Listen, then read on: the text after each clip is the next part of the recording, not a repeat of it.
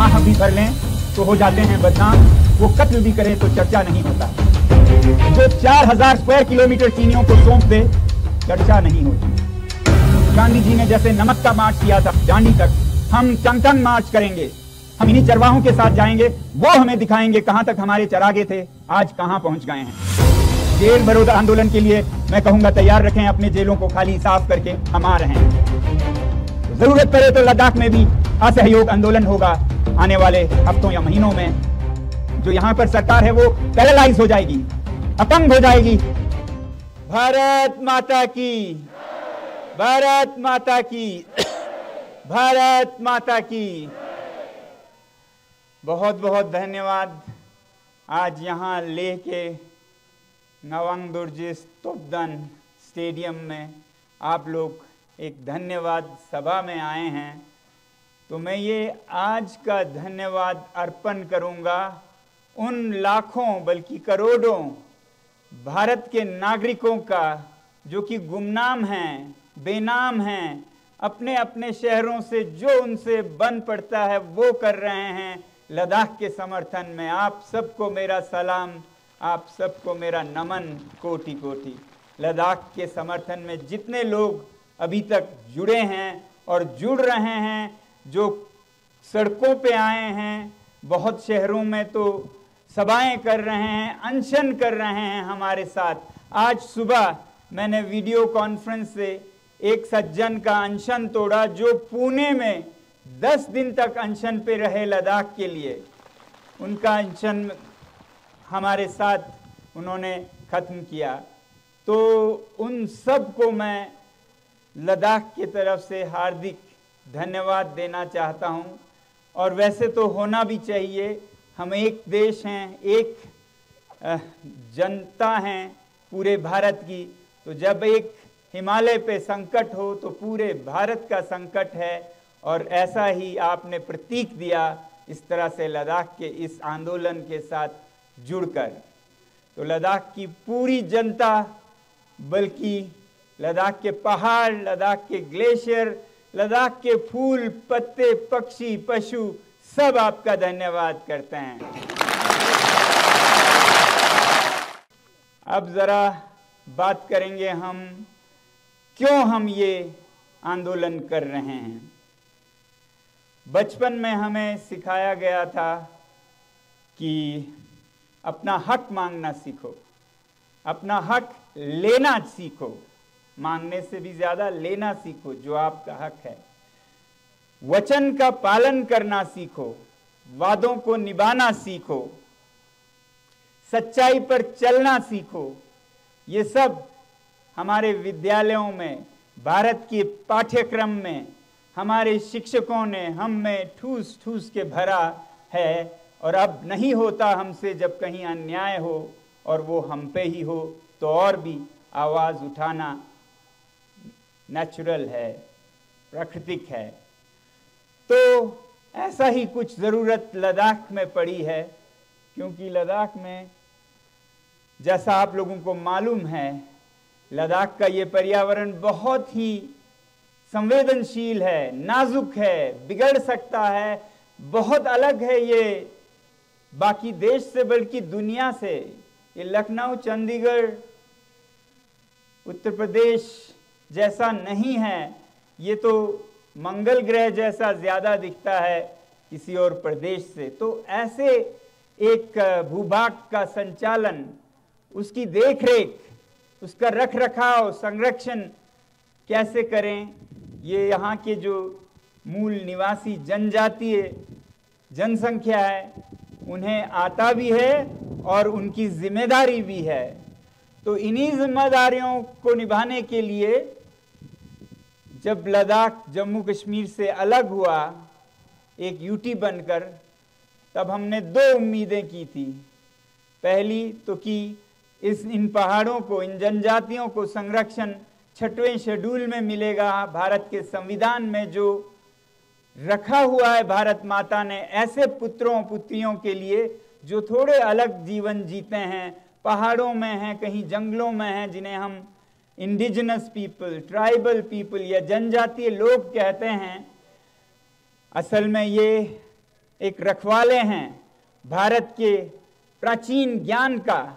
आज दुनिया को, भारत ही नहीं दुनिया को इनसे सीखने की जरूरत है कि इस पृथ्वी पर अगर शांति से रहना है तो कैसे जिएं, वो इन जनजातियों से सीख मिलेगी। तो इन्हें संजोए रखने के लिए ये 6 शेड्यूल की उम्मीद लद्दाख के लोगों ने जरूर की, क्योंकि यहाँ पर 97% जनजातीय संख्या है ऐसा कहा जाता है। तो ये तो एक बिना सोचे समझे मतलब प्राकृतिक सी बात है कि ये शेड्यूल यहाँ मिले। और इसी तरह से सरकार ने वादे किए कि ऐसा ही होगा। जब यूटी बना, जिस पर हम बहुत खुश हुए, कृतज्ञ हुए, उसके बाद उन्होंने फिर वादे किए कि ये संरक्षण भी आपको दिया जाएगा। और इन वादों को चुनावों में, घोषणा पत्र में लाया गया, मैनिफेस्टो में नंबर 1, 2, 3 पर। और इसी को देखते हुए, इसी विश्वास में, इसी भरोसे पर लोगों ने भारी संख्या में वोट देकर सरकार को, जो अभी सरकार है, उसको जिताया। संसदीय चुनाव में भी, हिल काउंसिल में भी। मगर उसके बाद वो वादे से पीछे हटे और 4-4.5 साल के टाल मटोल के बाद पिछले 4 मार्च को उन्होंने साफ इनकार कर दिया।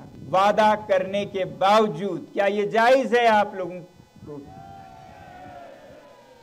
ये जायज नहीं है। कोई बच्चा समझ सकता है।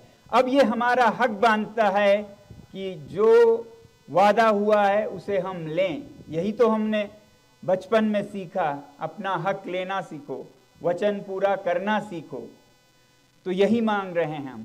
दूसरी उम्मीद थी कि लद्दाख को भी लोकतंत्र के फल मिलेंगे। यहां भी एक असेंबली होगी जिसमें चुने हुए प्रतिनिधि यहां का फैसला करेंगे कैसे लद्दाख को व्यवस्थापन करना है, चलाना है, संचालन करना है। मगर उसी मीटिंग में उन्होंने ये भी साफ कर दिया कि ना आपको 6वें शेड्यूल का संरक्षण मिलेगा, न ये लोकतंत्र। ये 4 मार्च को था और 6 मार्च से हम यहाँ पर अनशन शुरू कर चुके हैं। और कल 21 दिन का हमारा खत्म हुआ। एक चरण, पहला चरण 21 दिन इसलिए क्योंकि गांधी जी का सबसे लंबा उनके जीवन का अनशन था 21 ही दिन का। तो हम गांधी जी के पद चिन्हों पर चलने वाले लोग हैं लद्दाख में। बहुत ही आस्था से, पूरी उम्मीद के साथ कि इस रास्ते पर जीत ही होगी, हम चल रहे हैं। उन्होंने एक रास्ता दिखाया था सत्याग्रह का।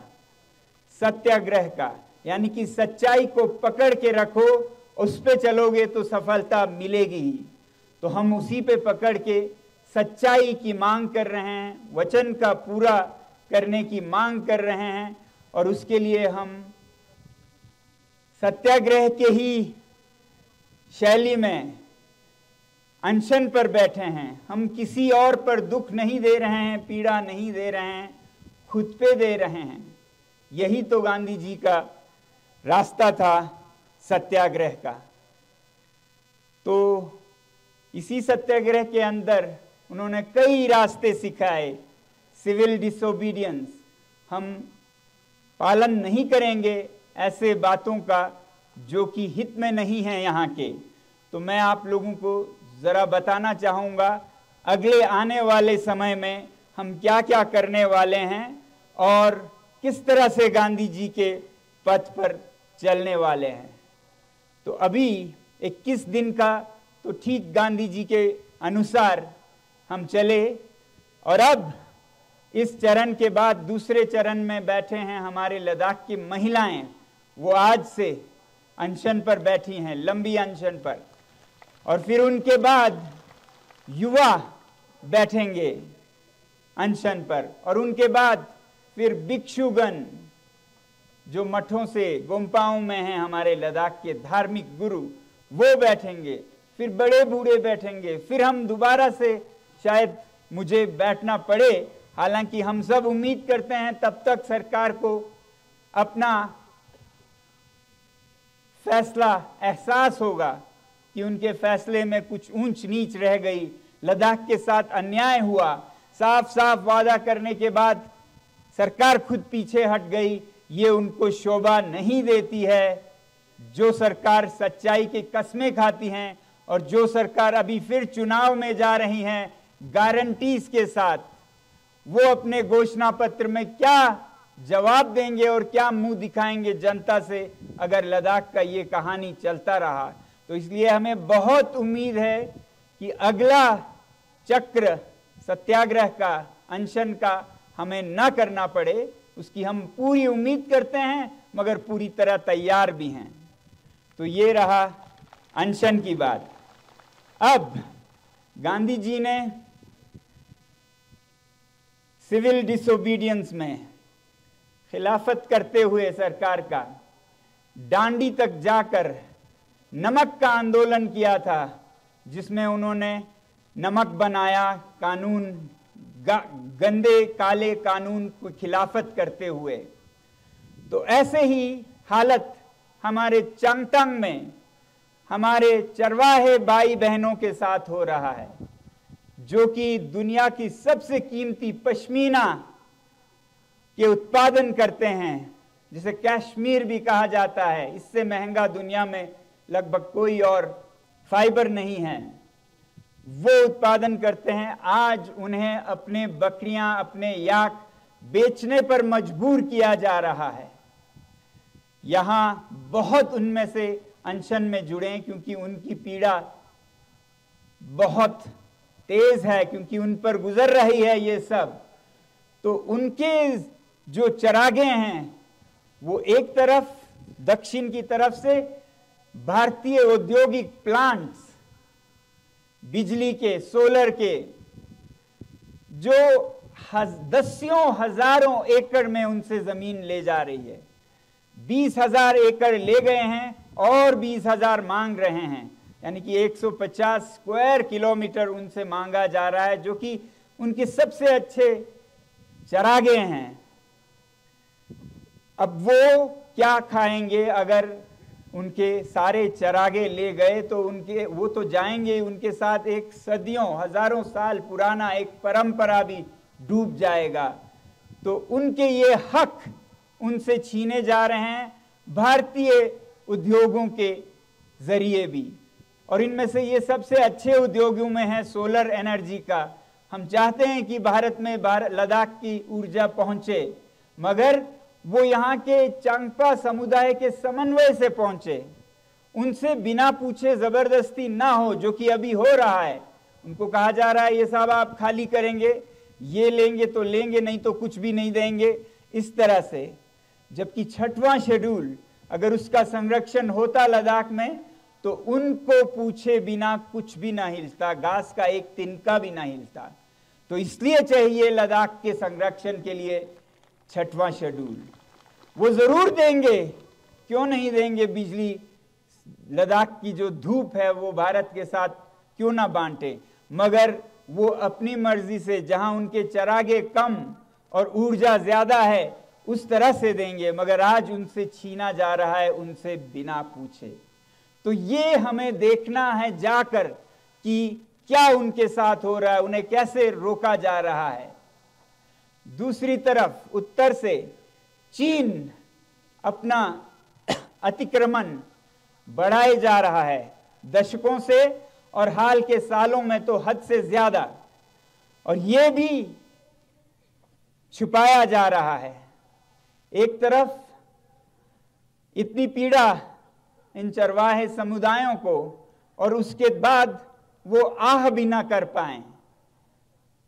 अगर वो आह करें, अगर कोई कहे कि यहां पर जमीनें गई हैं हमारे जमीनों को बचा नहीं पाए हैं, तो उनको कभी देशद्रोही, कभी उनको धमकियां दी जाती हैं।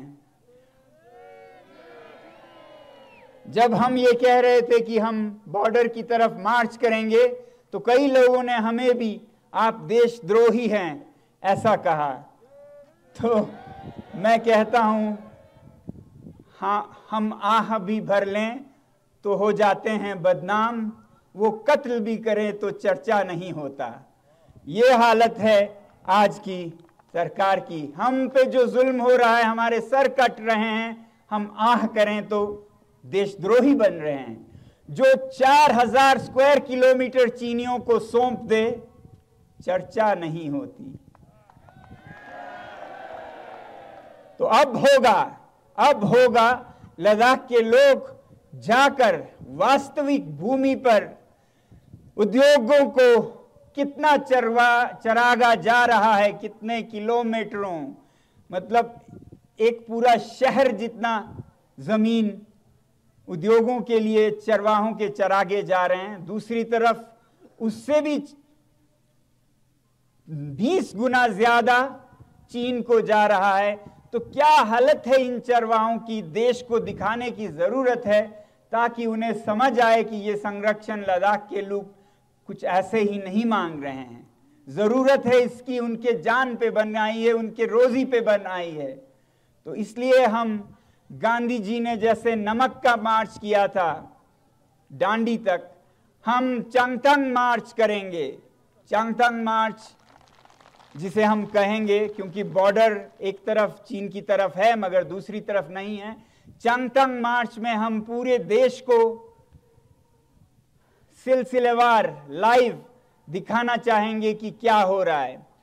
हमें मालूम है अगर सरकार के दिल में सफाई है, उनके पास कुछ भी छुपाने को नहीं है, जैसा वो कहते हैं वो सच्चाई के अनुयायी हैं, तो वो भारत की जमीन पर भारतीय लोगों को जाने में उनको कोई एतराज नहीं होगी। हमारे लिए खुली सड़कें मिलेंगे अगर सब साफ है तो। अगर नहीं है, छुपाने को बहुत है कि हम इतना चरागा उद्योगों को नहीं दे रहे हैं, हम इतना चरागा अतिक्रमण में नहीं खो रहे हैं, अगर वो ये झूठ बोलना चाहते हैं तो वह हमें जरूर रोकेंगे। और उनका रोकना अपने आप में एक बयान होगा। उसी से हमें बहुत बड़ा बयान सरकार का मिल जाएगा कि छुपाने को बहुत है, जमीनें बहुत गई हैं, मगर हम नहीं जाने दे सकते ताकि देश ना देख ले और फिर चुनाव पे असर ना हो। तो चुनाव पे असर होने की बात हो तो होनी चाहिए। अगर पाकिस्तान के साथ पुलवामा और उड़ी का असर आपको अच्छा लगता है तो यहाँ हमारे चरवाहों के साथ क्या हुआ वो भी आपको मान्य होना चाहिए। जो सच्चाई है वो हम दिखाएंगे, हम कोई झूठ नहीं दिखाएंगे। हम इन्हीं चरवाहों के साथ जाएंगे, वो हमें दिखाएंगे कहाँ तक हमारे चरागे थे, आज कहाँ पहुँच गए हैं। दूर से दिख जाते हैं सब, वो हमें दिखाएंगे। तो हमें उम्मीद है कि कोई रुकावट नहीं डालेंगे। हमें पूरा विश्वास है कि हमारी सरकार जनता की सरकार है, लोकतंत्र की सरकार है और पारदर्शी सरकार है। जैसा है वैसा दिखाने का पूरा अनुमति देंगे और इसी में भारत की भलाई है, वरना यहाँ पर फिर और उलझ जाएगा।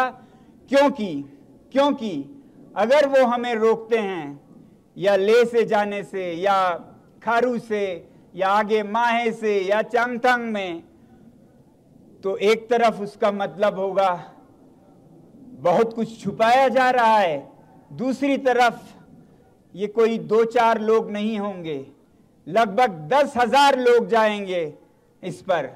तो गांधी जी का और एक बड़ा कॉल था जेल भरो आंदोलन, तो हम उस पे उतरेंगे। अब तीसरा जेल भरो आंदोलन के लिए मैं कहूंगा तैयार रखें अपने जेलों को खाली साफ करके, हम आ रहे हैं।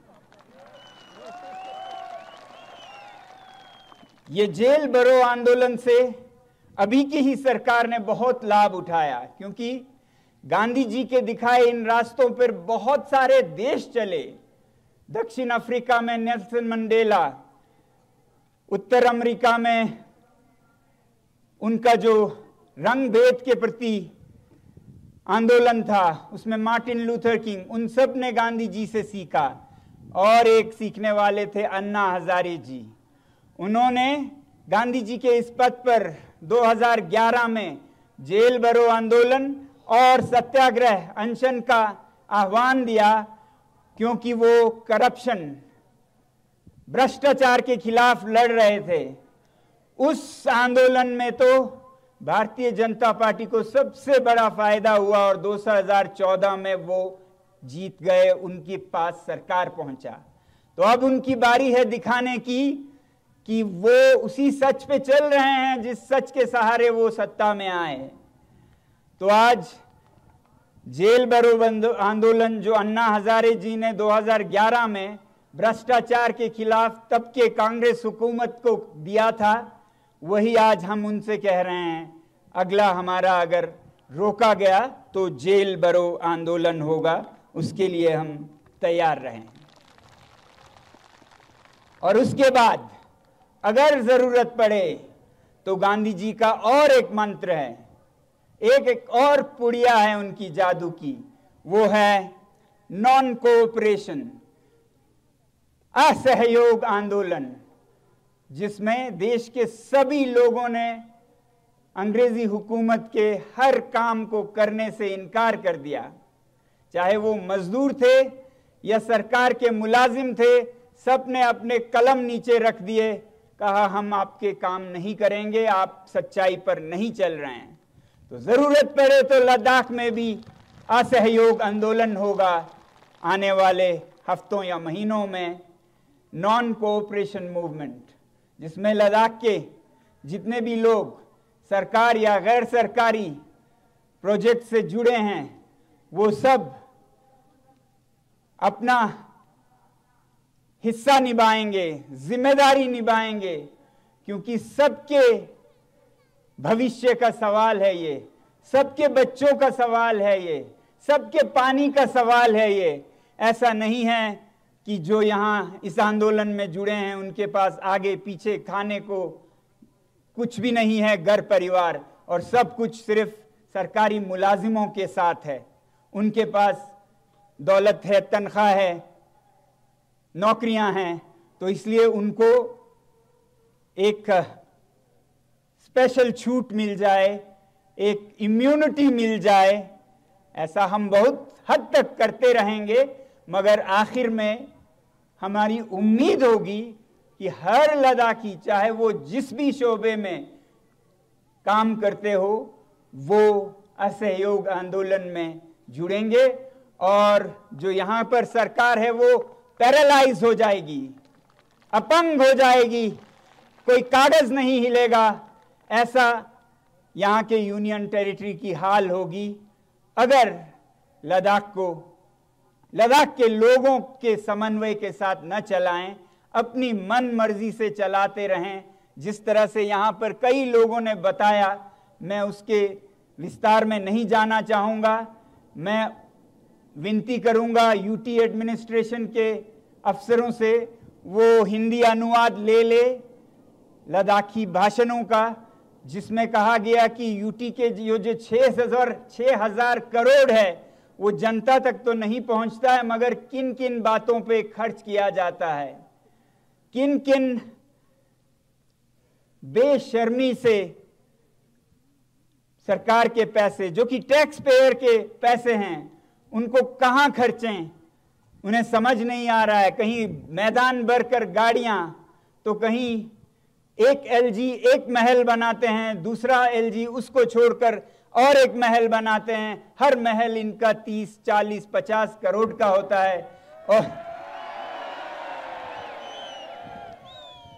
मुझे नहीं पता है, कहते हैं, मैं विनती करूंगा आप तहकीकात करें, टाइलें बदलवाते रहते हैं हर महीने, जो कि बिल्कुल नहीं होते। क्या भारत जैसा देश जहां पर कितनी ही जरूरत है इन पैसों की, ये सब कर सकता है?